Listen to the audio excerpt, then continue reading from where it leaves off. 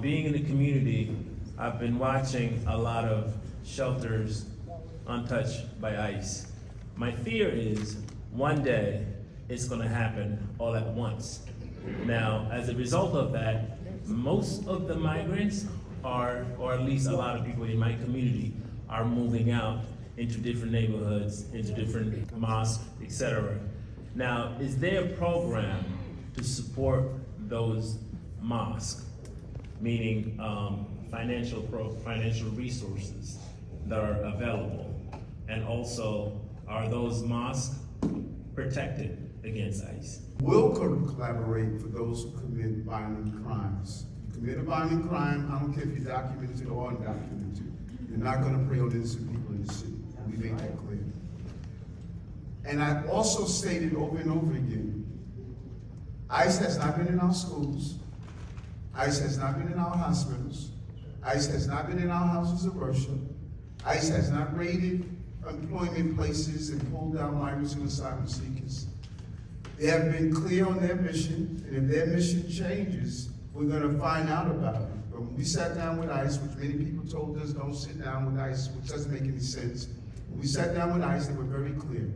We're looking after violent people who are committing crime, particularly violent gangs in the city.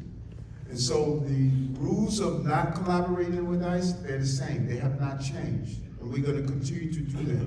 And we're going to work with our law enforcement agencies to make sure that the rights of people are not violated in any way possible. But the role of immigration enforcement is the federal role.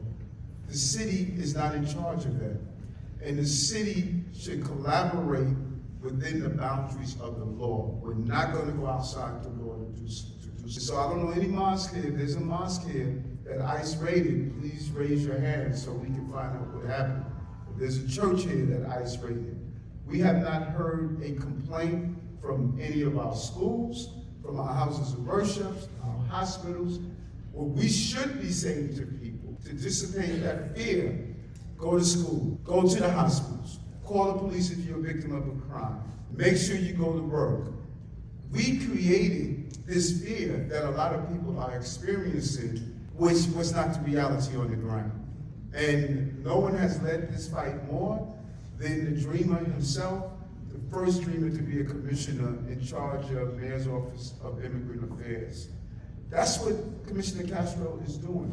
He's educating people on their rights and authorities. He's letting them know what this are. He's taking away the rumor into the reality. Here's a person who came to this country with his mother as a dreamer, undocumented, and now he's in charge of the office that will allow people to have their dreams at the same time.